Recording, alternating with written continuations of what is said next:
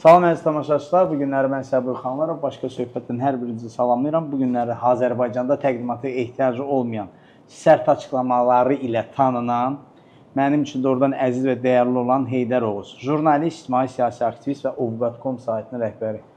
Mənim əzizim, xoş gəlib, səfalar gətirdiniz. Xoş gördük. Sabir müəllim, çox sağ olun. Mən sizə bu gözəl təqdimatınıza görə təşəkkür edirəm. Çox sağ olun. Olduğumdan çox yüksək dəyərləndirdiniz, sağ olun. Sizin vasitənizlə bütün izləyiciləri salamlayıram. Uğurlu olsun. İndi biz müsahibəyə yəqin ki başlayacağıq. Bəli. Uğurlu olsun. Heydər bəy, sizə istəyirəm ki, ilk olaraq elə birinci sualı bu günləri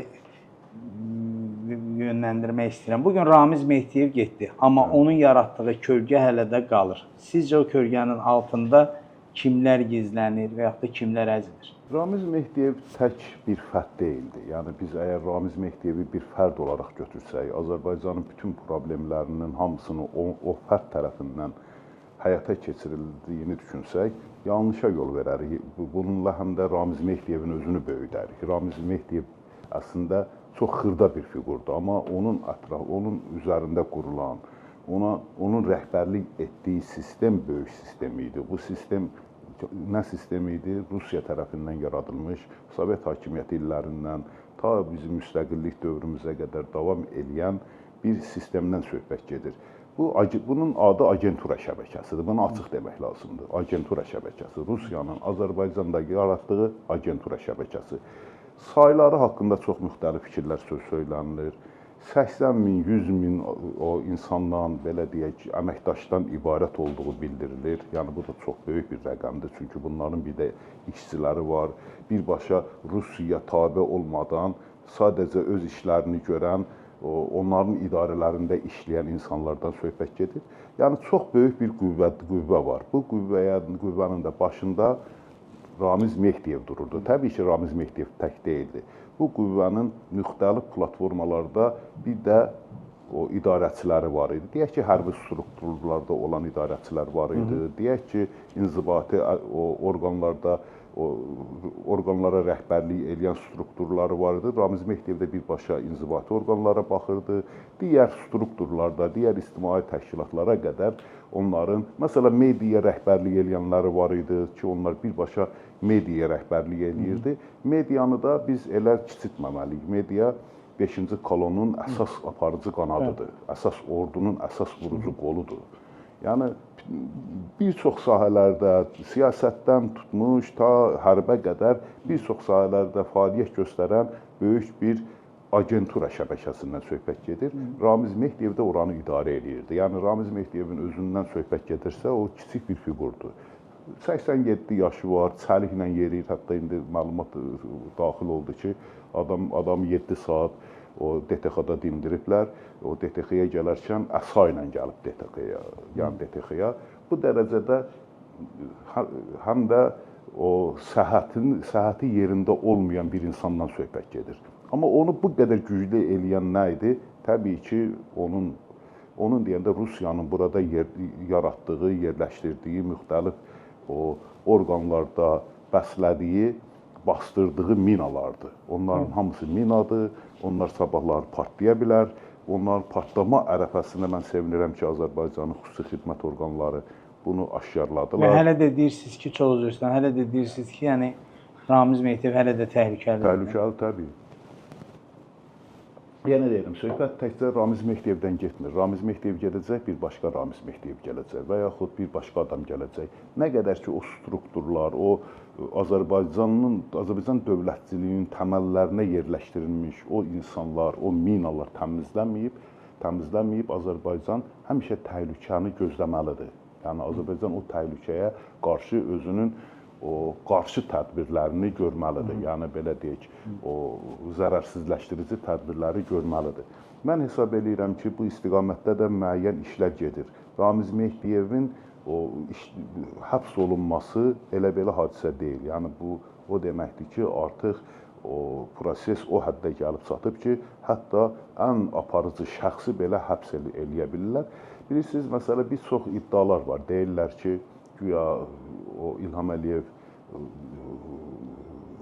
Düşənbədə olanda, Putinlə görüşəndə o onu Azərbaycandakı o şəbəkənin hamısını Putin İlham Əliyevə verib, açığı mən buna inanmıram. Bunu Azərbaycan xüsusi xidmət orqanlarının özləri aşkarlayıbdır. Sadəcə hər hansı bir hadisəyə bir don geyindirmək lazımdır. Bu don geyindirməklə məsələ Rusiyanı biz özümüzə düşmən eləmək istəmədiyimizə görə deyirik ki, burada o Rusun da xidməti var. Halbuki elə bir şey yoxdur. Bunu Azərbaycan hüquq mühafizə orqanları, Azərbaycanın kəşfiyyat orqanları, xüsusilə DTX bunların hamısını aşkarlayıb, ortaya qoyubdur və özü də nə zaman bu baş veribdir? Sabir müəllim, siz bilirsiniz ki, Düşənbə görüşündən qabaq Azərbaycanda, Qəbələdə çox mühüm bir görüş keçirildi. Türk dünyası liderlərinin o zirvə görüşü oldu. Orada İlham Əliyev çıxış elədi və o çıxışında bütün Türk dünyasını, bütün Türk dövlətlərini birgə ordu, ortaq ordu yaratmağa çağırdı. Hətta dedi ki, o gələn ildə mən istəyərdim ki, bu onun tədbirləri, onun təlimləri Azərbaycanda keçirilsin. Biz artıq başlayıb özümüzün vahid ordumuzu yaratmalıyıq və nə ilə əsaslandırdı bunu? Dedi ki, biz quruculuq işləri ilə məşğuluq, biz bir çox investisiyalar qoyuruq ölkəmizin inkişafına, amma bu ölkəmizin inkişafına qoyulmuş bu investisiyalar, ölkəmizin inkişafına xərclədiyimiz bu pullar bir halda rentabelli ola bilər, bir halda gəlir gətirə bilər. Biz onu qoruyarsak, gəlir gətirə bilər. O Dədə Qorqudun məşhur sözünü mənə xatırlatdı. Dedi, əgər sən torpağı əkməyəcəksənsə, onu qorumağa dəyməz. Əgər qorumayacaqsansa, əkib becərməyə dəyməz. Prezidentin o sözü də, İlham Əliyevin o sözü də Dədə Qorqudun sözünü oxşuyurdu. Dedi ki, biz buraya investisiya qoyuruqsa, onu qorumaq haqqında da fikirləşməliyik. Yəni, faktiki olaraq Türk dünyasının vahid ordusunun yaradılması ideyasını ortaya atdı və ondan sonra Düşənbəyə getdi. Düşənbədən gələndən sonra bu əməliyyatları həyata keçirdi. Bu əməliyyatların, mən inanmıram ki, orada Putinlə görüşdə Putin Azərbaycandakı Rus agentura şəbəkəsinin siyasını ona versin. İndi o biraz bizim o xidmətin işlərini, bizim belə deyək, o xüsusi xidmət orqanlarının işini burada biraz zəiflədib, Rusiya ilə düşmən olmama xəttini götürmək üçün o cür informasiyalar yayılır. Halbuki onların bu həyata keçirilən bu əməliyyat Rusiyanın agentura şəbəkəsi tək Azərbaycanda yox. Bütün dünyada Rusiyanın nüfuzun ən böyük ciddi zərbə oldu. Bu niyə elə deyirəm? Sabir müəllim, Rusiya ona görə güclüdür ki, özünün adamlarını, ona bağlı qüvvələri, ona işləyən agentura şəbəkəsini qoruya bilir. Yəni, hər bir dövlət o zaman güclü ola bilər ki, özünün adamlarına sahib çıxa. İndi Rusiya nətər öz adamını Azərbaycana sata bilər? Yəni, bu mümkün olmayacaq. Bu, Rusiyanın öz nüfuzunu tamamilə ayaq altına salıb tapdalamağı deməkdir. Kim o Rusiyaya sabah güvənə bilər? Heç kəs Rusiyaya güvənməz. Niyə? Çünki bu öz adamlarını satır faktik olaraq. Satqın dövləti heç kəs bəyənməz, heç kəs ona belə deyək, ehtimat göstərməz, ona işləməz. O mənada mən hesab eləmirəm ki, Ramiz Mehdiyev və İlham Əliyevə Putin satıbdır. Daha doğrusu Putin sata bilər, amma məcbur qalıb satıbdır. İlham Əliyev görünür, onun qabağına çox ciddi sənədlər qoyubdur. O da yəni tədbir görülməsi ilə razılaşıbdır. Yəni İlham Əliyevin mən hesab eləmirəm heç gedib Putinlə o razılaşmasına da ehtiyac yox idi. Sadəcə onun qabağına o sənədləri qoyub, özünü yığışdır, mənim dövlətimlə qonşu kimi davranmasan, bizim aramızdakı münasibətlər heç zaman düzəlməyəcək demək lazım idi. İlham Əliyev də görünür, bunu deyibdir. Putin də məcbur olubdur. Yəni, imtina edib, yəni belə deyək də, bizim bundan xəbərimiz yoxdur, cəzalandırırsan, cəzalandır deyə bilər. Amma sırf Putin bütün sənədləri İlham Əliyevə verdi. Mən inanmıram bu nağıllara. Azərbaycan hüquq mühafizə orqanları, Azərbaycanın kəşfiyyat orqanları bu işdə mühüm rol oynayıblar, bu işi tamamilə araşdırıblar, ortaya faktlar çıxıbdı. Məndə olan məlumata görə Ramiz Mehdiyevlə o Rusiyanın xüsusi xidmət orqanları, yəni Təhlükəsizlik Şurasının katibi səviyyəsində bir söhbət olubdur. O söhbəti bizimkilər tutublar və ondan sonra bu əməliyyatın həyata keçirilməsinə qərar veriblər. Ramiz Mehdiyevi göz altında tutmağa, yəni tutmaq qərarı Anında veriblər. zərərsizləşdirir. Hə, bəli. Yəni o indi düzdür, o bir çox insanlar deyir o niyə evdədir, o evdə olmamağa razıyam. Həqiqətən də onun evində olması, onun evi elə bir şəhər boydadır. Vatikandan böyükdür onun. O Vatikan bir dövlətdir də güya, düzdürmü? Bunun əmlakı Vatikandan böyükdür. Yəni bu faktiki olaraq öz əmlakında, öz bağında hərəkət edirsə, gəzirsə, valla ora-bura gedirsə, bu faktiki olaraq bir dövlətin ərazisində gəzmək kimi bir şeydir. Mən hesab edirəm ki, o içəridə olmalıdır. Yəni indi yaşına görə görünür, onunla da razıyam ki, onu basarlar içəriyə. Humanistlik edeyim. Humanistlik deyil, nə humanistlik? Dövlətdə humanistlik olmamalıdır. Dövlət öz yaşına görə. Yox, o içəridə ölə bilər, qalar Azərbaycanın üstündə. Ona görə onu içəriyə soxmurlar. Hətta. Bəli, o içəri, çünki səhhəti o yaxşı vəziyyətdə deyil də. Üstəlik bu cür hadisələrlə qarşılaşır. O istər-istəməz bunda bu qan təzyiqi qalxa bilər, ürəyi gedə bilər. Elə və yaxud orada Rusiyanın təxribatçılarından biri gələr, ona bir dənə iynə vurar, bununla ölər. Ölər, Azərbaycanın üstündə qalar. Belə deyək, Azərbaycanın ittiham olunar ki, sən o adamı apardın, saldın içəriyə, indi o vətən xainidirsə, vətən xainliyinin bir cəzası var, ömürlük həbs. Sən verərdin buna ömürlük həbs, hərçən ki, yaşı elə bir yaşdır ki, ona ömürlük də düşmür. İndi verərdin 10 il, 15 il, 20 il. Amma bu niyə öldürürsən deyərlər. Heydər bəy, bir sual vermək istəyirəm sizə. O Ramiz Mehdiyevdən söhbət düşmüşkən, bax, bunun bəzi silahdaşları ki, var idi. Məsəl üçün, onlar açıqlama verir ki, yəni, mənim Ramiz Mehdiyevlə nə əlaqə? Bilirsiniz, mən də işdim, məsələ,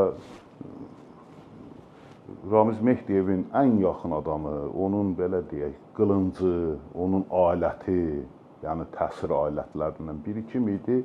Bizim hamımızın yaxşı tanıdığımız o Əli Həsənov.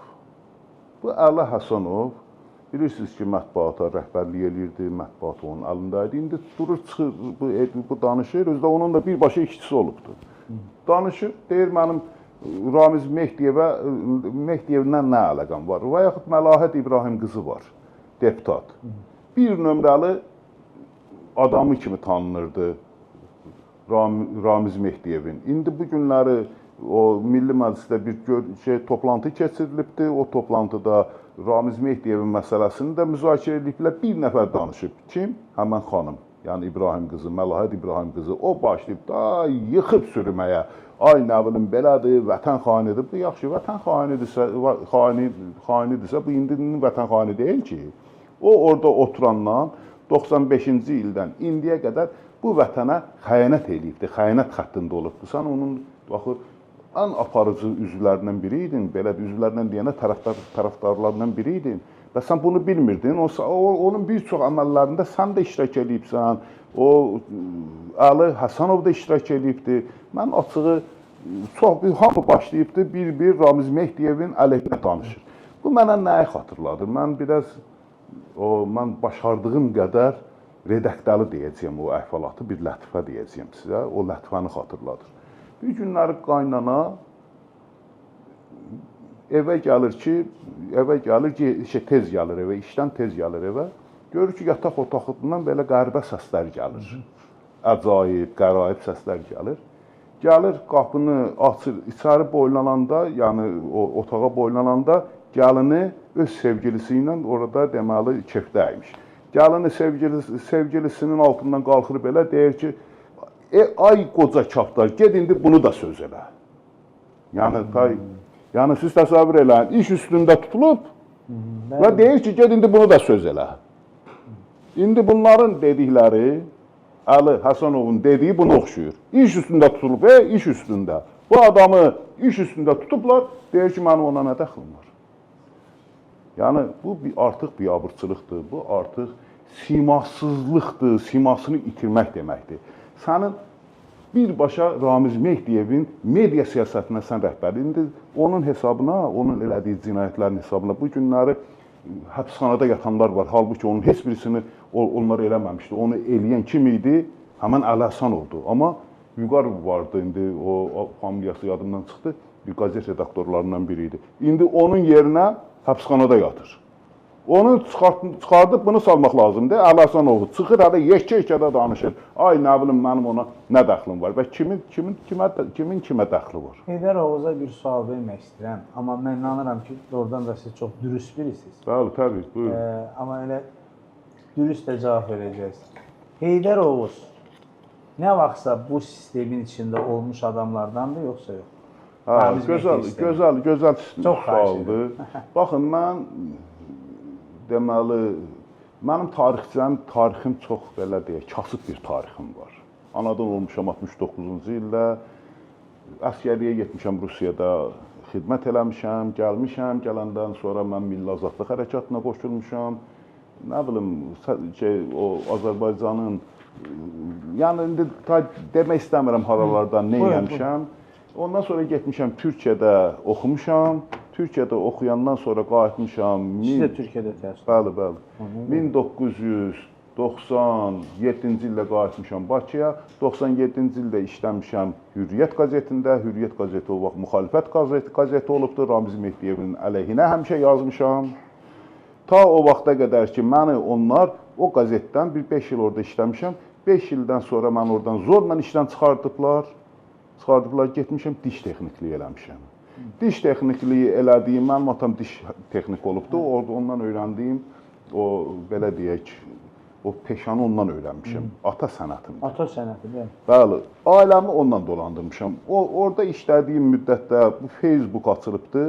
Mən başlamışam Facebookda yazılar yazmağa və ona Ramiz Mehdiyevə də hətta bir şeir həsr eləmişəm. Qeyd edim ki, mən bu şeiri 2011-də yazmışam. Bu mənim o dövrdə yazdığım yeganə şeir də deyil onun barəsində. Neçənci ildə yazmısınız? 2010-da ya 11-də. 2010-da 2010. Yəni hardasa bir 15 il bundan qabaq. Bu mənim ilk şeirim də deyil onun haqqında yazdığım. Yazdığınız şeirləri özünə göndərirdiniz yoxsa? Hə, göndərdim. Bu şeiri göndərmişəm. Yəni bəzilərini kitabda dərc eləmişəm. O kitabı özünə göndərmişəm. Hətta? Hə, təbii, əlbəttə. İndi mən istəyərdim bu şeiri siz oxuyam. Mənim Ramiz Mehdiyevə xidmətim barədə təsəvvür yaradacaq ən gözəl dəlil budur. Bu da 2013-cü ildə dərc olunan kitabımda çıxıbdı. YouTube-da 2013-cü ildə mən onu səsləndirmişəm, YouTube-a qoymuşam. Ki, səsləndirməyi mən özdə bu şeirdən 1-2 il, 3 il sonra eləmişəm də, yəni səsləndirmişəm. Niyə? O vaxt mən bilmirdim YouTube-da səsləndirib şeir yerləşdirmək olar. Hər şeyi özüm eləmişəm. Təcrübəsiz dövrlərimdir. Mən nəsə şeir istəyərdim oxuyam. Bu, mənim Ramiz Mehdiyevə xidmətim barədə, onun qulluqçusu, nökəri, naibi olmağım barədə hər sözü deyir. Çox maraqlı olar, başqa söhbət olar. Adı cənab kardinaldır. Bilirsiniz, ona boz kardinal deyirdilər. Vaxtilə, hə. Vaxt getmək vaxtıdır, haydi, xoşsa qal.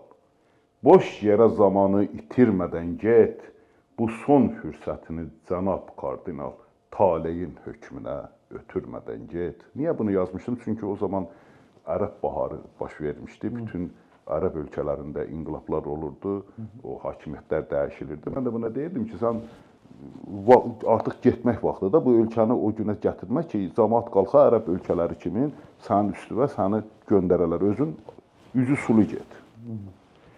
Ged artıq millətin qutarsın canı, ağ gün salamlasın Azərbaycanı, çoxdan getməyinin gəlib zamanı, özünü tamamən bitirmədən get. Bar verməz dincini itirən zəmi, əkənə bəxş edər boş yerə qəmi, Bəşər Əsəd kimi, Qəzzafi kimi millətə bir zərər yetirmədən get. Əldə çox tutulan o dəli yaxar, ləkədən arınar o su ki axar, bir yerdə çox qalsa su belə qoxar, üfunət aləmi götürmədən get. Özü elə getdi ki, üfunət bütün aləmi bürüdü. Niyə mənim vaxtında mənə işləyirdi? Nə olar mən səndən cavan olanda? Mən elə gəlir ki, həm də çox hissiyatlı adamsın. Bugünü hiss eləmişsən. Təbii, əlbəttə. Mənim ölkəmi dağıdır da, qardaş. Mən necə bunu yaşamadan yaza bilərəm ki? Mənim ölkəmi dağıdır, mən bunu görürəm. Səbrinin sonu var vətəndaşın da. Hətta torpağın da, hətta daşın da bu yurt dikilmədən sənin qarşında milləti günaha batırmadan get. Heydərin sözünü atma yabana, umma ki fələyin hökmü yubana, yurda acımırsan acı yuvana, kimsəyə bir bəla gətirmədən get. İndi mən buna deyirdim ki, sən elə get ki, bu yurda acımaya bilərsən. Yurt sənin üçün əhəmiyyətsizdir, sən onu bir meta kimi görürsən, onu bir satılıq mal kimi görürsən, Rusa satırsan, Erməniyə satırsan, indi məlum olur ki, hətta ermənilərlə də işləyib. Amma öz övladın, öz uşaqlarını fikirləş, öz yuvanı fikirləş deyirdim. Heç olmasa bu səbəbə görə çıx get, getmədi. Neynədi? Axıra qədər xəyanətini davam elətdirdi. İndi mənim o, nəsə bu bizim mövzumuz deyil, mənə verdiyi sual odur ki, mən ona necə xidmət eləmişəm, mən onun əlaltısı olmuşammı, onun yanında işləmişəmmi, onun rəhbərlik etdiyi, pul payladığı media qurumlarında yer almışammı, mən bu şeiri yazanda diş texniki idim. Niyə diş texniki idim? Çünki məni zorla mətbuatdan uzaqlaşdırmışdılar. İndi bu uzaqlaşdırmamışdı. Bunun adamları indi mən nəsə onun hələ sırası gəlməyib. Onun sırası gələndə onun adını deyəcəyəm. İndi də deyərəm, amma bilirəm ki, mən deyəndən sonra siz orasını kəsəcəksiniz. Kəsməyəcəyik. Nə Kamaləddin Heydərov uzaqlaşdırıb. Məni uzaqlaşdırıb, mən də getmişəm diş texnikliyəm. Bax, təsəvvür eləyin, hamını uzaqlaşdırıb, yanında yer veribdi, iş veribdi, nə bilim, nə veribdi. Mən yeri gələndə belə pis çıxmasın yerliyik, salam əleykumumuz olubdu. Amma mənə heç yerdə işləməyə də imkan verməyibdi. Elə eləyib ki, mən qayıtmışam, dədə-baba sənətini davam elətdirmişəm. Mən demirəm, mənə böyük şeylər verərdi, xeyr. Yəni, demək istədiyim odur ki, mən heç nə vaxt, çünki o da 5-ci kolonun bir üzvüdür. Bilirsiniz, onun o, deməli, Rusiyanın keçmiş müdafiə naziri vardı. Onun ən yaxın dostudur. Nə idi onun adı? Sonra indi çıxartdılar işdən. Nəsə, birbaşa Kamaləddin Heydərovun dostudur. Kamaləddin özü də etiraf edir. Yəni, bütün Rusiya da etiraf edir. Qardaş, sən dost olmaq olar, yəni dost olmaq bir şey deyil. Sən dövlət başçılarından, dövlət rəhbərlərindən, başqa dövlətlərin nazirləri ilə dost ola bilərsən. Bunun Azərbaycanın xeyri var. Amma nə qədər Azərbaycana xeyirli işlər görübsünüz, bunu bilmirik axı. Yəni, bunların hamısı, bu adamların hamısı Azərbaycanın maraqlarını gediblər, orada-burada satırlar və nəticədə də nə baş veribdir və nə eləyiblər? Azərbaycanda insanları bir-bir susturmağa çalışıblar. Kim ki danışmaq istəyib, kim ki xalqın sözünü demək istəyib, ağzına qıfıl vırıblar. Həbsi mənə indi açığın deyim ki, mənə belə böyük bir yəni o bir ziyanları dəyməyib. Yəni ziyanları dəyməyib deyəndə dəyib. Yəni deyək ki, məni həbs eləməyiblər. Amma bunlar hamını həbs eləmirdilər ki. Birini həbs edirdilər, birini də çörəklə imtahana çəkirdilər. Məni çörəklə imtahana çəkiblər. Mənə imkan verməyiblər ki, öz qabiliyyətimi reallaşdırım, öz qabiliyyətim ölçüsündə mən fəaliyyət göstərim, mən orada qazanım. Mən də getmişəm, yaxşı istəmirsən, mən də getmişəm, diş texnikliyi eləmişəm, oradan qazanmışam. Nəticədə övladım. Görün, bunların, mən indi ayrı söz demək istəmirəm. Siz təsəvvür eləyin, mənim övladımın atestatına belə 3 yazdırıblar. Halbuki mənim övladım 674 bal toplayıb instituta girən adam olubdur. Təsəvvür eləyin, 674, bəli, Allah sizinkiləri də qorusun, 674 bal toplayıb, belə deyək, istədiyi yerə girən, Azərbaycanın ilk 30 nəfər içərisinə düşən adamın atestatında 3 var. Niyə? Heydər Oğuzun oğludur deyə. Yəni, 5 demək olar ki, yoxdur. Hamısı 4-dür, həm də 3-dür. Və bütün o imtahanlardan da, nə bilim, o 25 sualın deyək ki, 25-inə, 24-ünə, 23-ünə cavab verən uşaqdır. Bu nətər olsan bunu 3 verirsən?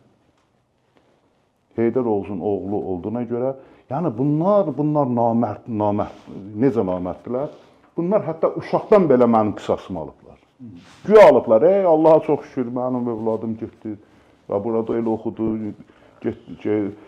çox gözəl ikinci kursdan sonra bunu götürdülər. Deloitte şirkəti var. Deloitte şirkətində başladı. Hələ ikinci kursda idi. İkinci kursu təzə qurtarmışdı. Orada işləyə oxudu. Deloitte-də. Deloitte cəmaət indi də institutu qurtarıb girəmir. Heydər bəy, bax, tez-tez satın almaq cəhdlərindən danışırsınız da, elə deyil? Bəli.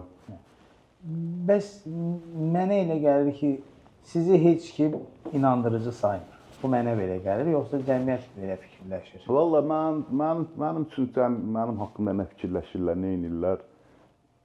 O çox mənalı deyil. Mənim elə bir iddiam yoxdur ki, cəmiyyətin belə deyək, o rəğbətini qazanam, cəmiyyətin o səsini qazanam, onu deputatlar fikirləşsin. Mən bir həyatımı yaşayıram. 56 yaşım vardı. İndi nə qədər yaşayacaq bilmirik. İndi hər halda mənim az yaşım yoxdur. Böyün sabah Allahın huzuruna gedəcəyik.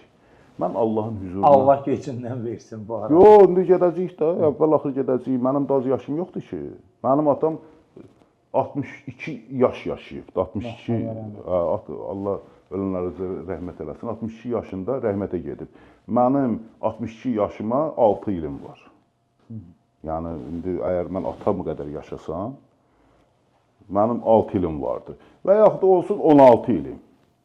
Yəni, zaten insan 60 yaşından sonra insanın keyfiyyətli həyatı qalmır artıq. Ya xəstələnirsən, ya nə bilim ayağın tutulur, ya nə bilim gözün. Mənim məsələ 56 yaşım var, gözüm tutulur, gözlüklə gəzirəm. Nə bilim, ürəyimdən əməliyyatlar olmuşam, şəkərim qalxır 500-ə, 600-ə. Yəni, hətta şəkəriniz də. Bəli, təbii.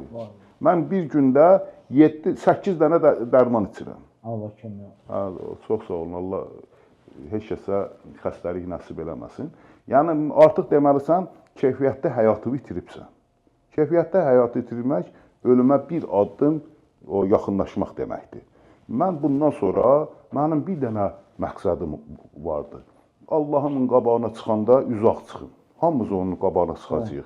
Birimiz üzü qara çıxacağıq, birimiz üzü ağ çıxacağıq. Baxın, mənim o yazdığım bir şeirdə... Bu qəzəldir yoxsa bu qəzəl? Hər gedən gör evinə, sanma ki, tək bez aparar. Yəni, insan gör evinə gedəndə təkcə bez aparmaz. Və nə aparar? Sual olunur. Kimi atsan apararkən, kimi ot köz aparar. İmtihandır eşidib, getməsin ağlın sınağa, dəli nəfsim. Demə dörd yanlışı bir düz aparar. Bilirsiniz də, bu imtihanlar indi elə ediblər ki, 4 dənə səhv bir düz aparır. İndi mən də burada deyirəm ki, elə eşləndə ki, dünya bir imtihandır, ağlın ona getməsin ki, 4 dənə səhv eləyəcəksən, 4 dənə düz eləyəcəksən, bir səhv aparacaq. Elə düz var ki, onun 5-cə quruş qiyməti yox, elə yanlışlar olur, doğrunu 100 aparar. Yəni, elə yanlışların olar ki, biri 100 dənə doğrunu aparar. Demə saqqal tutaram, səhvi bağışlar yaradan. O saqqal tutmaq, yəni xahiş eləmək də, belə saqqal tutmaq. Demə saqqal tutaram, səhvi bağışlar yaradan. Kölə qul haqqı yesən, qoy bunu təzdən. Demə saqqal tutaram, səhvi bağışlar yaradan. Kölə qul haqqı yesən, boş yerə əl-üz aparar. Yaxşının qədrini dünyada mələklər də bilər, bu səbəbdən gözəl insanı əcəl tez aparar. Bəndə qumsaldakı iz fırtınadır sanki əcəl, döyərək sahili hər dalğa neçə iz aparar. Gün gələr, yolçu olar, son evinə Heydər Oğuz, inci kərvanı kimi mənzilə min söz aparar. Yəni, mənim açığı bundan sonraki həyatım yaradıcılığıma həsr olunsa, Azərbaycana xidmətə həsr olunsa, mən daha yaxşı bir iş görə bilirəm. Onsuz da hamımız gedərciyik. Mən də gedərciyəm, indi belə pis çıxmasın, siz də gedərcisiniz, hamımız gedərciyik. Biz, bundan sonra mənim elə bir böyük ümidlərim də qalmıyor, mənim arzularım da qalmıyor, mənim belə deyək, 56 yaşlı bir insanam. Mənim deputat seçilmək, nə bilim, prezident seçilmək elə bir arzularım yoxdur. Amma vaxtı da olub. Vaxtı ilə də olmayıb. Amma səmimi deyirəm, mənim heç vaxt elə böyük iddialarım olmayıb. Mənim iddialarım nə olub? Mənim iddialarım olub ki, mənim vətənim, mən 13 yaşında hərəkata qoşulan adamam. Yəni belə deyək, o 13 yaşımda, mənim 13 yaşım olanda 82-ci il idi. 82-ci ildə mənim yazılarım, o şeirlərim dərs olundu. 13 yaşında 13 yaşında, bəli. Yəni belə obyektiv bir insan olmuşsunuz. Hətta 13 yaşımda Ruslaşmaya qarşı şeirim dərs olundu. Nə danışır? Vallahi, yəni Şərq Qapısı qəzetində, indi o vaxt Şərq Qapısı deyil, Sovet Naxçıvanı qəzeti idi. Mənim şeirlərim dərs olundu. Bu sizin mən üzr istəyirəm. Bu sizin şəxsi baxışlarınızdır, yoxsa sifariş idi? 13 yaşında sizə kimə sifariş edəcəkdi? Yox, onun üçün mən o vaxt gizli hərəkat, mən onu bilmirdim gizli hərəkatdır açığı. O vaxt o rəhmətli Elçi bəyin adamlarının qurduğu, sonra o Asif Kələntərli idi bizim o təşkilatın rəhbəri. Sonra da o Heydər Əliyevin də müavini olmuşdu Naxçıvanda. Naxçıvanda Heydər Əliyev Naxçıvanda. Allah hər ikisinə rəhmət eləsin. Asif Kələntərli də rəhmətə gedibdi. O bir dərnək qurmuşdu. Biz də o dərnəkdə fəaliyyət göstərirdik. Təbii ki, o bizə antisovet düşüncə, antisovet fikirlər aşılayırdı. Çünki o vaxt Elçi bəyin xətti idi. Biz də onun təsiri altında şeirlər yazırdıq. Yəni indi o elə-belə yazmamışam təbii ki. Bir yönləndirməklə, bizə edilmiş, təbliğ edilmiş o təbliğat nəticəsində yazdığım şeirlər olurdu. Onlardan da bəzilərini verirdim. O vaxt Naxçıvanda Hüseyn Razi adlı bir şair var idi. Yaxşı şair idi. Həm də demokratik görünür, düşüncəli adammış da. O məsələn mənim bəzi şeirlərimi götürüb vermişdi. Halbuki o şeirlər faktiki olaraq Ruslaşmaya qarşı şeirlər idi. İndi o şeirlərin bəziləri indi yaddan çıxıb da 13 yaşında yazılan şeirlərdir. Yəni mən 13 yaşımdan indiyə qədər Milli Azadlıq Hərəkatında olan adamam ki, o vaxt heç mən bilmirdim ki, o Milli Azadlıq Hərəkatının bir dərnəyidir. Amma orada yetişmişdik. Məsələn, Fazil Mustafa, mən, Bünyamin Qəmbərli, bunlarla biz bir yerdə idik. Yəni ən cavanlarda mən idim. Fazil məndən 4 yaş böyükdü, Bünyamin Qəmbərli. Millət Fazil məndən 4 yaş böyük. O məndən 4 yaş böyükdür, bəli. Yəni bir dərnəkdə biz eyni müəllimin yetişdirdiyi uşaqlarıq. O müəllim, sonradan mən başa düşdüm ki, indi başa düşürəm. Yəni sonradan deyəndə, indi və yaxud deyəndə bir 20 il mən başa düşmüşəm ki, o əslində həmən dərnək, əslində Elçi bəyin razılığı ilə, xeyir duası ilə yaradılmış bir dərnək idi. O vaxt oraya çox adamlar gəlirdi. Naxçıvanın ən fəalları, Naxçıvanın Xalq Azadlıq Hərəkatında bir sonra mən onların hamısının iştirakını gördüm. Yəni bərabər iştirak elədik, bərabər mübarizə apardıq və beləcə indiki dövlətin təməlləri əslində o dövrdən atılmağa başladı. Yəni siyasi fiqurlarla yaxın münasibətim olub, belə pis çıxmasının mən onlarla bərabər, indi mən Azərbaycanı deyənmərəm. Təbii ki, indi Azərbaycanı çox adam deyir ki, biz Azərbaycan... Münasibətli olmuşsunuz, yoxsa sonradan bunlar ortaya çıxdı? Yox, biz yerdə olmuşuq. Hətta. Mən deyirəm, 13 yaşında onlarla bərabər oturmuşam, durmuşam. Mən özümdən böyüklərlə oturtmuşam həmişə. Yəni, hətta atam mənim boyum da uca idi, indi də ucadır. Mən gedib öz taytuşumla məktəbə gedəndə atam mənə hirslənirdi ki, niyə gedib uşaqlara qoşulursan? Halbuki uşaq deyilib, mənim sinif yoldaşımdır. Yəni, özündən, mən onlardan böyük görsənirdim. Ona görə biraz da, yəni, o atam danlamasın deyə gedib kişilərlə oturub durub, məsələlər müzakirə edirdik. O dövrdə də o Milli Azadlıq Hərəkatının təməlləri o dövrdə atılmışdı. Belə pis çıxmasın, biz hesab eləsək ki, Azərbaycan, indiki Azərbaycan, müasir Azərbaycan Milli Azadlıq Hərəkatının törəməsidir. O azadlıq hərəkatında mənim də rolum olub. Yəni, mən bu dövlətin qurulmasında belə, yəni biraz o özündən müştəbehlik kimi çıxır, qurulmasında rol oynayan, bir damla duz atan, həmən xörəyə bir damla duz atan adamlardan biri olmuşam da. Yəni, tək mən yox, hamımız olmuşdu, mənim yaşlılarım. Amma mənim də orada böyük bir xidmətim olubdur. Yəni, o dövrdən mən indiyə qədər ən böyük arzum olub ki, Azərbaycan müstəqil olsun, Rusiyanın təsirindən çıxsın, Turan birliyi yaransın. Mən Türkiyədə oxumuşam. Mənim məsələn, Turançılıqla bağlı çox şeirlərim də var. Türkiyədə oxumusunuz. Mən Türkiyədə oxumuşam, bəli. Vaxtı ilə, neçənci ildə getmişsiniz Türkiyəyə oxumağa? 92-ci ildə getmişəm, 97-yə qədər Türkiyədə oxumuşam. 23 yaşımda. Qəribə də olsa bu sualı sizə verəcəm. Təbii ki. FETÖ əli ilə getmiş, FETÖ-nun məktəblərində oxumuşsunuz. FETÖ, yox. Bizi Heydər Əliyev göndərdi. Allah rəhmət eləsin. Allah ölünüzə rəhmət eləsin. O vaxt bizi əslində FETÖ ilə gedə bilərdik. Heydər Əliyev qarşısını aldı. Amma mən Bakı Türk Kollecində oxumuşam. Hə, bəli. Vaxtı ilə. Bəli. İndi orada oxuyanların hamısı FETÖ deyil də təbii ki. Evet, onu sizdən. İndi söhbət ondan gedir ki, bizi o vaxt o FETÖ-çular bizi aparmaq istəyirdilər. Heydər Əliyev bizə imkan vermədi. Bu da mənim bərk qəzəbimə səbəb olmuşdu. Mən o vaxtdan ümumiyyətlə mən həmişə sözümü deyən adamam. Bir gün buna etiraz edirdik, mitinq edirdik. Nə bilim ki, biz niyə imkan vermirsən gedək oxumağa? Həmin vaxt Türkiyədən Naxçıvana bir qonaq gəlmişdi. Namiq Kamal Zeybək. Zeybək, hə. Bu deməli Türk Dünyası Nazirliyi var idi. Türk Dünyası Nazirliyinin naziri idi. Gəlmişdi, Heydər Əliyev görüşürdü. Biz də mən də elə tay o gəncliyimə, cavanlığıma salıb mən də içəri girmişdim. Əslində bizim girməyimiz olmazdı, çünki orada dövlət yetkililəri iştirak edirdi. Mən də girmişdim ki, buna sual verəcəyəm ki, bizi niyə qoymur? Biz gedək Türkiyədə oxumağa. Nəysə, Heydər Əliyev danışdı, Namiq Kamal Zeybək danışdı. Ondan sonra Heydər Əliyev dedi ki, kimin sualı var? İndi gözləmir axı, mən əlimi qaldıracağım, deyəcəm, mənim sualım var. Mən əlimi qaldırmışım, mənim sualım var. İndi Heydər Əliyev istəyir, o söz verməyə, bilmir axı, mən nə sual verəcəyəm. Nəysə, mən də qaça-qaça çıxdım turbiniyə. Orada mən nəsə bir Namiq Kamal Zeybəyə bir sual verdim. Dedim ki, Namiq Kamal bəy, Heydər Əliyev deyir ki, siz gedib orada oxuyub molla olacaqsınız.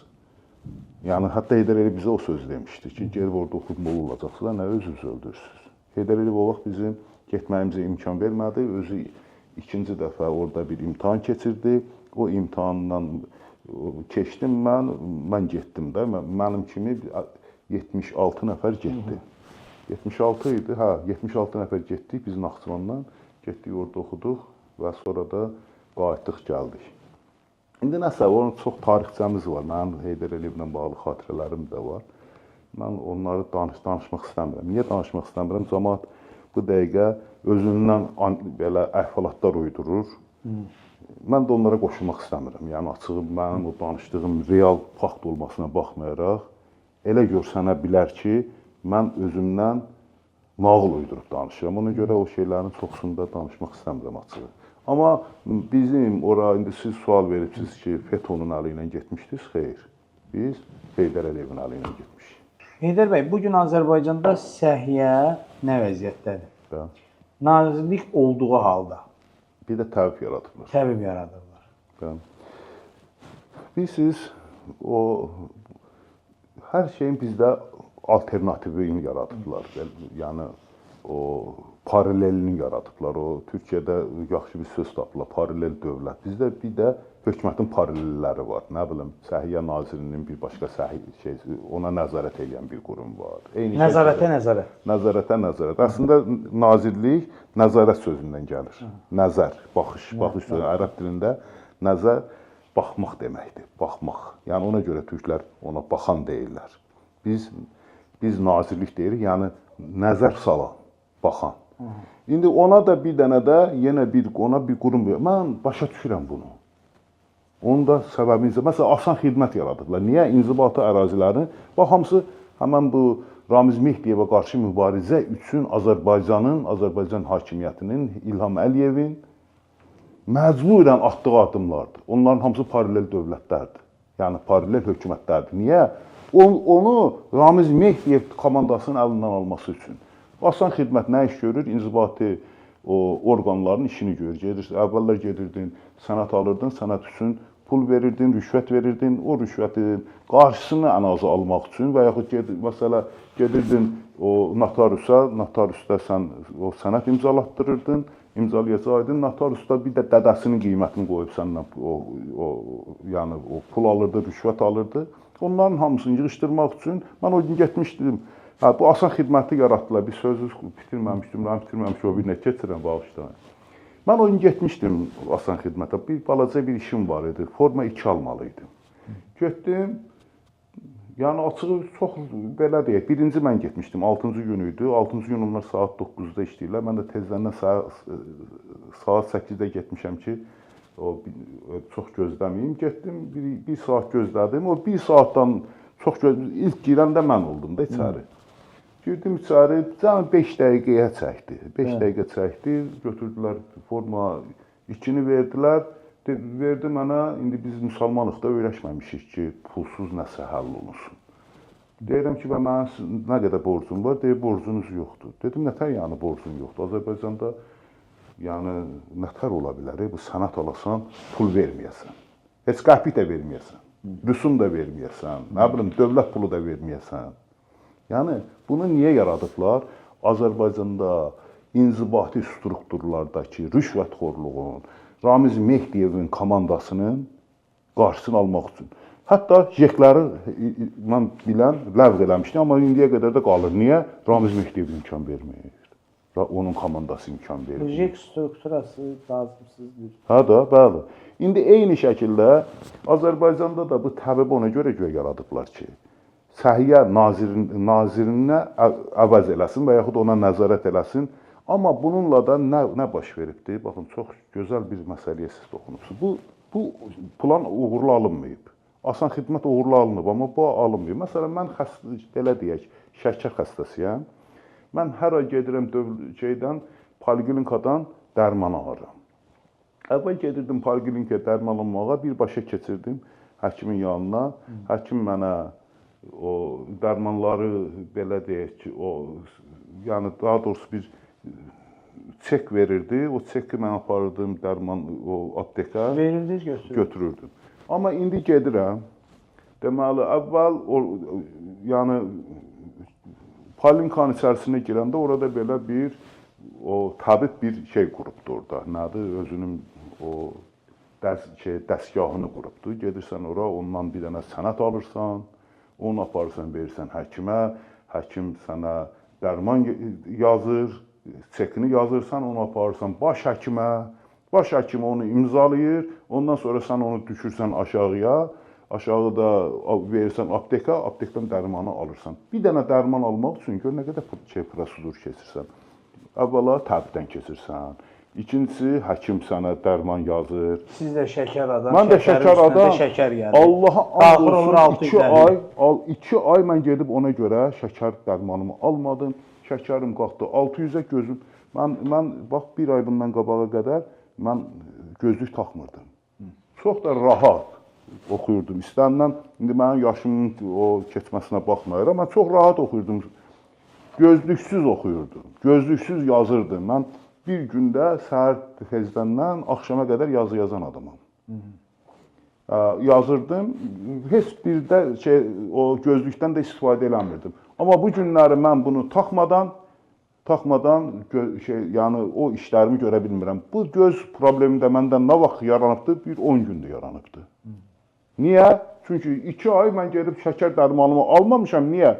Çünki izah elədiyim kimi, həm orada təbibin bir kontrolundan keçməliyəm, nəzarətindən keçməliyəm, həkimin nəzarətindən keçməliyəm, baş həkimin nəzarətindən. Bir dənə dərman verirlər, burnumuzdan gətirirlər o dərmanı. 10 dənə adam bizə nəzarət eləməlidir. Belə şey olmaz ki, siz getdikcə dövlət aparatı nədir? Dövlət aparatı odur ki, getdikcə asanlaşdırsın, bürokratik əngəlləri ortadan qaldırsın. Amma bu günləri Azərbaycan hökuməti, mən onu başa düşürəm ki, Azərbaycan hökuməti bəzi şeyləri məcburən eləyir. Niyə? Çünki o Ramiz Mehdiyevdən qalma və yaxud mən Ramiz Mehdiyevi deməyim, Rusiyanın burada yaratdığı o şəbəkə, yəni o tibbdən o təhsilə qədər, nə bilim, inzibati strukturlara qədər o yaratdığı o şəbəkəni ortadan qaldırmaq üçün yeni bir alternativlər, yeni paralel strukturlar yaradırlar. Həm onlar işləyir, həm bunlar. Nəticədə nə olur? İş daha da qəlizləşir. Bu ona mane olur, o buna mane olur və yaxud hər ikisindən sən eyni zamanda keçməlisən. Mən başa düşmürəm, təbib nə işinlə məşğuldur ki? Niyə təbib eləməlidir? Sığortaya nəzarət niyə təbibdə olmalıdır? Ki, tibbi sığortaya görə nəzarət edir də. Niyə onda olmalıdır? Səbəb nədir? Tibbi sığortanı uzun illər məhz kim nəzarət eləyəcək onu müəyyənləşdirə bilmədiklərinə görə, məndə olan məlumata görə, Allah rəhmət eləsin, mənə bu məlumatı İlyas İsmailov demişdi. Demişdi ki, İlyas İsmailov o vaxt o deputat idi. Demişdi ki, nazirliklə, yəni belə deyək, baş nazirliklə də, yəni o baş nazir strukturu ilə, yəni belə deyək, hökumətlə, əsl hökumətlə Səhiyyə Nazirliyi arasında bir münaqişə vardı. Yəni münaqişə də nədir? Tibbi sığortaya kim nəzarət eləyəcək? İndi bunların arasında bu nəzarətin qarşısını almaq üçün güya təbib yaradıblar. Təbib də arabanın 5-ci təkərinə çevrilib. O Leylinin məşhur bir sözü var. Arabanın 5-ci təkəri. Araba 4 təkərlə gedir. Ona da bir dənə 5-ci təkər əlavə ediblər. Amma bu 5-ci təkər faktiki olaraq digər 4 təkərin işini əngəlləyir. Yəni artıq əlavəyə çevrilməyib. Həm də əngəlləyici bir tormoza çevrilibdir. Bu böyük problemdir. Mən hesab edirəm ki, bir sual verim sizə.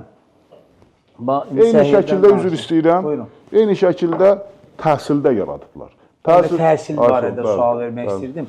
Yəni bu günləri bax təhsil barədə, bax mən hər gələn qonağıma bu eyni sualı verirəm.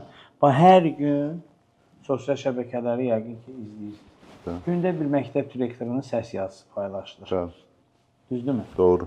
Gündə məsəl üçün bir zauşunun, nə bilim, orta müəllimlərin səs yazıları yayılır, nə bilim. Hər gün bu paylaşımlar olur. Bəli, təbii. Yəni bu təhsil barədə də istəyirəm bax belə konkret bir fikrinizi söyləyəsiniz. Valideynlər evladlarını repetitor yanına göndərməli. Məcburdurlar da, çünki orada dərs keçmirlər.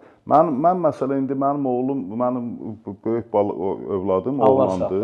Allah sizinkiləri də saxlasın. Hardasa bir 10 il bundan qabaq qutarıbdı. Mən 10 il bundan qabağı bilirəm. İndi yəqin ki o eyni şəkildə də davam edir. O 10 il bundan qabaq qutaranda siz təsəvvür eləyin, bir günləri mənə gəldi ki, ata məni məktəbdən çıxart. Deyirəm, niyə bala? Deyir ki, riyaziyyat müəllimi mənə deyibdi ki, sən mənim tələbəm deyilsən, mənim tələbəm deyəndə şagirdim deyilsən, səni dərsə durğuzmayacağam, mənə təhqir elədi, qovdu sinifdən. Deyirəm, niyə? İnanmadım. Bu çoxdanıncı illərdə olub. Hə, bəli. Amma eyni sistem yenə davam edir. Prinsipcə eyni direktor, o həmin məktəbin 104 nömrəli məktəbdən söhbət gedir. Eyni direktor bu gün də həmin o məktəbə direktorluq edir. Mən başa düşmürəm. Bəzi insanlar deyəsən o tapılmaz tikədilər. Ancaq bunlar olmalıdırlar. Bunlar gedəndən sonra bunların övladları olmalıdır. Nə bilim, belə qəribə bir sistem qurublar bu Azərbaycanda. Nəysə, mən getdim, ora məlum oldu ki, həqiqətən müəllim bunu dərsə qoymur və deyir ki, sən övladını buradan çıxart. Niyə mənim hazırlığıma gəlmir? Bu ki, hazırlıq dərsi keçir, bunun hazırlığına niyə gəlmir? Nəysə, indi mən zor balayla o məktəbdə həmən müəllimi bunların sinifindən çıxartdırdım, getdi başqa sinifdə dərs dedi. Və sonra nə oldu? Mənim övladım məktəbi qutaranda onun, yenə deyirəm, institutda girəndə o 674 bal toplamışdı, amma onun atestatında 3-lər var idi. Nə bilim, 3 dənə idi, 4 dənə idi, 5 dənə idi, hər nəsə. Girib 25 suala, dövlət imtahanında gedib, 25 suala düz cavab yazdığı dərsdən 3 alıbdı atestatında. Sonra da müəllimə mənə dedi ki, mən niyə bunu deyirəm? Bunlar çox önəmli şeydir. Eyni sistem indi də davam edir. Bir günləri nəsə, bu indi qazanıbdır, bizim Suraxanı rayonunda biz yaşayırıq. Suraxanda ən yüksək balı bu toplayıb. Bunu aparırlar, istəyirlər aparırlar icra başçısının yanına. İcra başçısı bunun o Ramiz Mehdiyevin boynuna bir dənə belə ip saldılar, nədir? O şərəf ordeni saldılar. Buna da indi güya mükafat verəcək icra başçısı. Zəng eləyib müəlliməsi, deyib ki, bəs Nizah sabah gəlsin məktəbə. Sanki belə deyək də, Gestapodur. Nizah da bunun faşist əskəridir. Mən də o faşist əsgərin valideyniyəm, bizə əmr verir, gəlsin nədir, məktəbə. Mən Nizat məktəbi qutarıb, institutda oxuyur. Dedim, nə yaxşı, müəllimə. Ki, aparacaq icra başçısının yanına. Dedim, nə yaxşı. Ki, bizim fəxrimizdir, nə bilim, nəyimizdir. Rayonda birinci yerə çıxıb. Dedim, yox, Nizat, getməyəcək, özüm gedəcəyim. Dedi, bə sən niyə? Dedim, gedəcəyim, deyəcəm, bunu məktəbə niyə verirsin bu mükafatı? Mükafatı mənə verin. Bunların verdiyi təhsil, özləri veriblər atestat, 3'lük təhsil veriblər. Bu oradan 5 qazanıbsa, deməli, onun ikisi mənimdir. Qiymətin ən azı ikisi mənimdir. Bunların verdiyi təhsil 3'lükdür. 5'liyi mən qazanmışam buna. İndi bu günləri çox təəssüflə və Sabih müəllim. Deməli, məktəb o cürədir, yəni onsuz da orada təhsil vermirlər. Siz təsəvvür edin ki, mən gedib direktordan xahiş edirdim ki, bunu 1 saat tez buraxın evə. Tez buraxın, gəlsin, getsin hazırlığa da. Çünki bu 9-10'da buna müəllim tutmuşduq ki, bunu hazırlaşdırsın. Siz təsəvvür onu belə icazə vermədi. Yəni, deyir, yox. Niyə yox deyir? Bu rüşvət gözləyir, amma rüşvəti açıq şəkildə deyənmir. Tanıyır axı, bilir ki, deyəcək, rüşvət ver, ailəm qarışacaq. Nəysə, mənim övladım tək gedib otururdu o sinifdə. Başqa bir uşaq yox, davamdan rüşvət alır, yəni deyir, gəlmə. Bir dənə bu, gedib otururdu orada, müəllim də yoxdur. Otururdu orada, dərslərini orada hazırlayırdı, hazırlığa da gelib çatanmırdı. Bu günləri Azərbaycanda, hətta məktəblərin də paralel yapıları deyirlər də, paralel yapıları var. Bunlar hansılardır? Məktəbdə öyrədilməyib, başqa yerdə öyrədilən, müəllimlərin yanında, hazırlıq kurslarında öyrədilən yerlərdir. Vaxtilə ona əslində FETÖ-çular da rəhbərlik edirdi. İndi siz, bilmirəm, sizin ağzınıza gələr-gəlməz, bir Aras kursları var idi. Bu şərait yaradırdı ki, Azərbaycan uşaqları geçsin Aras kurslarında, o təhsillərini davam elətdirsin. Niyə? Məktəb zay məktəbdir, məktəbdə təhsil vermirlər. Və nəticədə indi də eyni işi Ramiz Mehdiyevin ona naibi deyək də indi. Naibi Əli Həsənov eləyir. Kaspi, bilirsiniz, Kaspi onlarındır. Niyə Kaspi də gedib oxumalıdır? Kaspi deməli, yaxşı qazansın deyə Ramiz Mehdiyevin, o 5-ci kolonun, indi mən demirəm, 5-ci kolondur, nə bilim, nəsə də bir qurumun, Rusiyanın agentura şəbəkəsi, burada elə bir təhsil sistemi yaradıb ki, uşaqlar məhv olsun, uşaqlar öyrənməsin, uşaqlar geçsin, Əli Həsənovun cibini doldursun. Ramiz Mehdiyevin cibini doldursun. Bunlara təbii ki, bir çarə tapmaq lazımdır. Əgər lazımdırsa, həqiqətən məktəblər ləğv olunsun. Qoy ilə cəmaət keçsin hazırlıq kurslarında. Yəni, o hazırlıq kursları artıq onsuz da olubdur, paralel yapı. Qoy geçsin, orada hazırlaşsın. Pul ver, dövlət də buna pul ayırsın, valideynlərə çox yük düşməsin. Bu haqda Azərbaycan hökuməti ciddi şəkildə fikirləşsə, çox gözəl olar. Heydər Oğuz'a bir sual vermək istəyirəm. Buyurun. Və öz fikirlərinizi istəyirəm ki, tam sənin bölüşəsiniz. Cənab Prezidentimizin düşənbə görüşünü necə qiymətləndirirsiniz? Heydər Oğuz olaraq. Düşənbə görüşü çox maraqlı keçdi. Yəni, bir çox müəmmalar hələ indiyə qədər də qalır. Məsələ, düşənbə görüşündən sonra Ramiz Mehdiyevin həbs olunması çox ciddi suallar ortaya çıxartdı. Bəziləri hətta rəsmi media orqanları, yəni yarım rəsmi media orqanı olan APA-nın yaydığı məlumata görə orada Putin özünün agentura şəbəkəsini İlham Əliyevə satdı. Və niyə satdı? İndi bu suallar vardı. Mən hərsən ki, bayaqlarda qeyd elədim. Mən bunun ciddi bir iddia olduğuna inanmıram. Yəni, onu Rusiya bizə satmadı. Onu bizim hüquq mühafizə orqanları, xüsusilə kəşfiyyat orqanları, DTX onu ifşa elədi. Mən belə bilirəm. Çünki heç kəs Putinin başını kəsəsən öz agentura şəbəkəsini satmaz. Öz agentura şəbəkəsini satmaq nə deməkdir? O deməkdir ki, bundan sonra o, həmən Rusiya agentura şəbəkəsi yarada bilməz. Heç kəs ona etibar eləməz. Ona o cəsus gərək əmin ola ki, məni satmayacaqlar. Casus əmin olmasa ki, onu satmayacaqlar, o həmən dövlətə işləməz. Ona görə mən hesab edirəm ki, bu ciddi o iddia deyil. Amma buna baxmayaraq görünən budur ki, həqiqətən də Putin özünün o ən ciddi fiqurlarından birini qurban verdi. Bu bir səbəblə baş verə bilər. Ya onun yerinə bir alternativini tapıb yerləşdiriblər indidən haralarasa. Ya Azərbaycan elə bir əməliyyat keçirib ki, Rusiya artıq məhkum olubdur, bunu etiraf eləyək ki, həqiqətən o agentura şəbəkəsidir.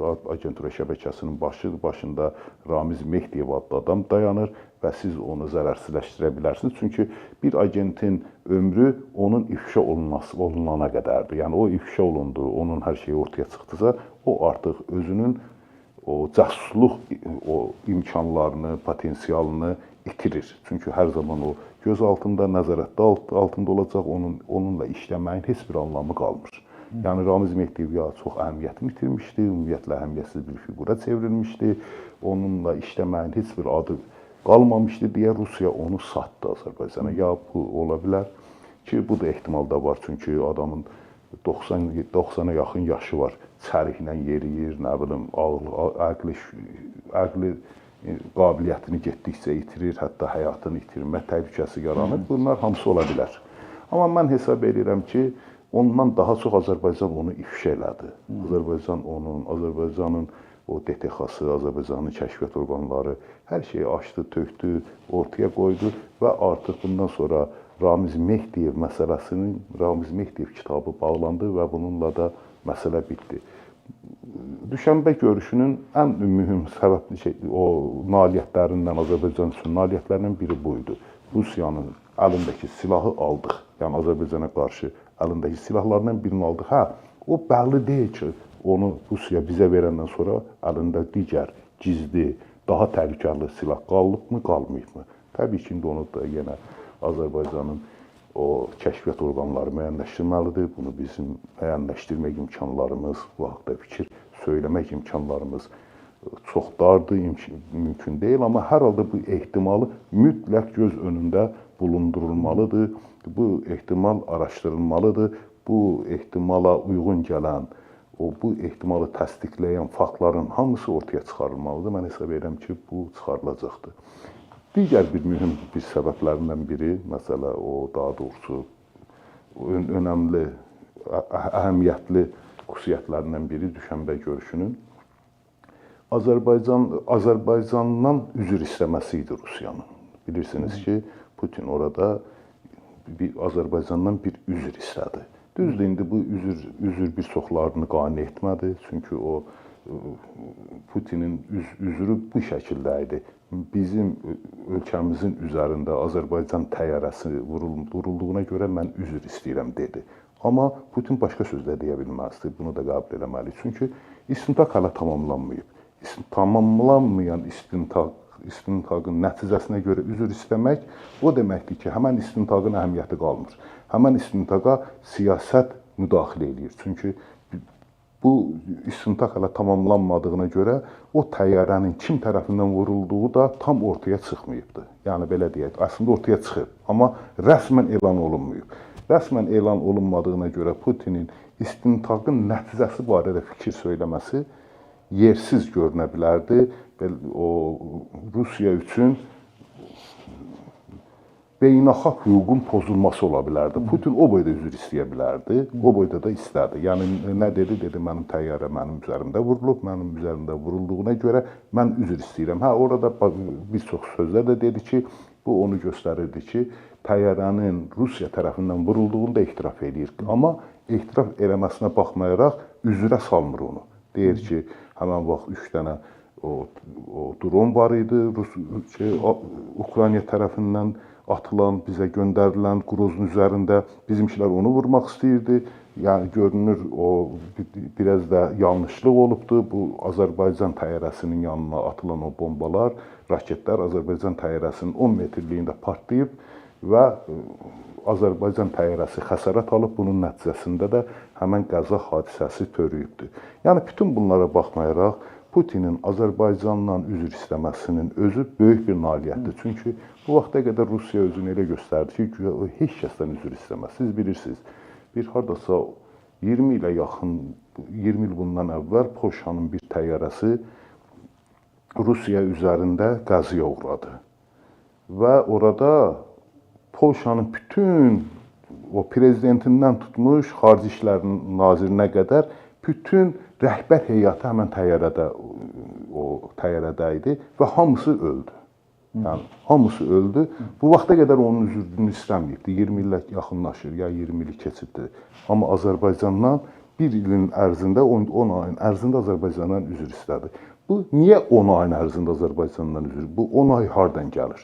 Çünki bilirsiniz ki, bu əslində Türkiyədə verilmiş bir mesaj idi, bir cavabı idi. Bilirsiniz ki, Türkiyə 2015-ci ildə Rusiyanın bir təyyarəsini vurmuşdu, yəni hərbi təyyarəsini vurmuşdu. O hərbi təyyarənin üzrünü Türkiyə 10 ildən sonra istədi. Və istəməyi də nə oldu? Qusura baxmayın. Erdoğan bu şəkildə istəmişdi. Qusura baxmayın. Qusura baxmayını Rusiya çevirəndə izviniti mənasına gəlir. Bu üzr deməkdir də, yəni Rusca. Amma biz bilirik ki, Türkcə qusura baxma üzr demək deyil. Yəni bu nə deməkdir? Bu kiçik bir üzrxahlıq, nə bilim bir nəzakət, yəni nəzakət üçün deyilən bir sözdür. Yəni buna Türkiyənin o cür üzr istəməyinə baxmayaraq, yəni Erdoğanın, Putin açıq şəkildə mən sizdən üzr istəyirəm, bizim hava məkanımızda sizin təyyarəniz vurulduğuna görə. Amma niyə vurulduğunu da istəmədi, niyə hələ o istintaq prosesi başa çatmayıbdır. Mən hesab edirəm ki, istintaq prosesi başa çatanda, yəqin ki, bu özə Putinin ikinci üzrxahlığı idi. O üçüncü üzrünü də istəyəcək. Yəni, ondan o üzrü də yəqin ki, bizimkilər istətməlidirlər.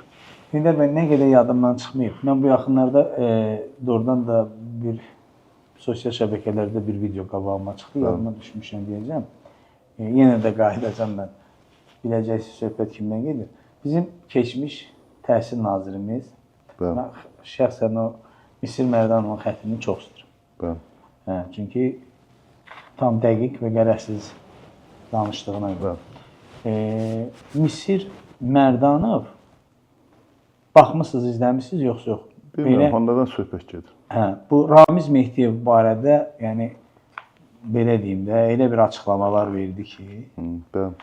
Nəsə, siz mənə xatırlatsanız yaxşı olar. Mən də oxumuşdum onu, amma indi... Misir Mərdanova sual verirlər ki, siz Ramiz Mehdiyevi şəxsən tanıyırdınız, yoxsa? O dedi ki, yox, dedi, mən nazir olduğum devirlərdə gözü götürmədiyi nazir var idi, onlardan biri mən idi. Hətta onun, məsəl üçün, heç bir tədbirlərində iştirak eləməyib. Təbii. Misir Mərdanov Azərbaycan təhsilində, nə bilim, yəni o, bilirsiniz, Misir Mərdanov nazirdən daha yaxşı alimdir. O yaxşı alim ola bilərdi. Alimdir də. Riyaziyyat özü alimidir.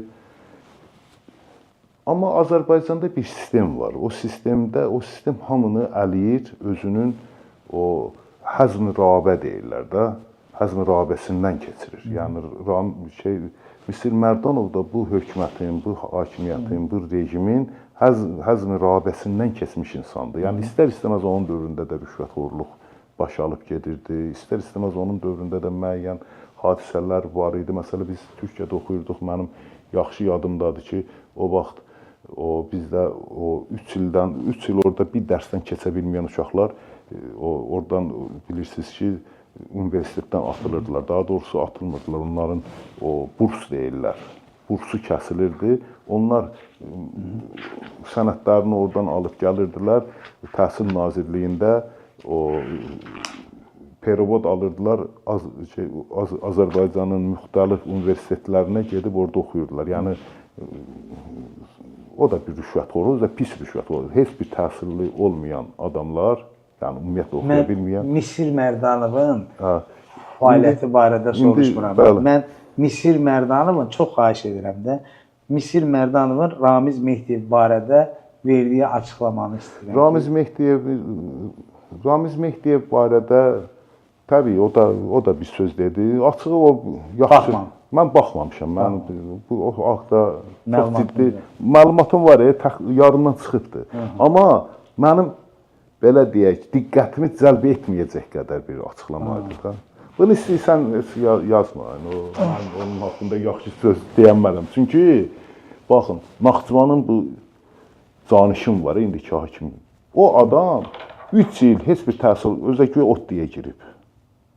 Siz bunu bəzi şeylər, ot deyə girib, 3 il orada bir dənə dərsdən keçə bilmədiyinə görə dalına bir təpik vurublar, atıblar çölə. Gəlib Misir Mərdonova qulaq asın. Mən çox xahiş edirəm. Çox sağ olun Heydər bəy. Dəvətimizi qəbul etdiyiniz üçün təşəkkür edirəm. Çox sağ olun. Yəni əlavəniz yoxdursa, verilişi sonlandırmaq istəyirəm. Bu günləri Başqa Söhbətin qonağı Heydər Oğuz, jurnalist, ictimai siyasi aktivist. Mən də sizə Ovqat təşəkkür saytının edirəm. rəhbəri. Mən doğrudan da deyirəm ki, sağ olun, salamat olun deyirəm.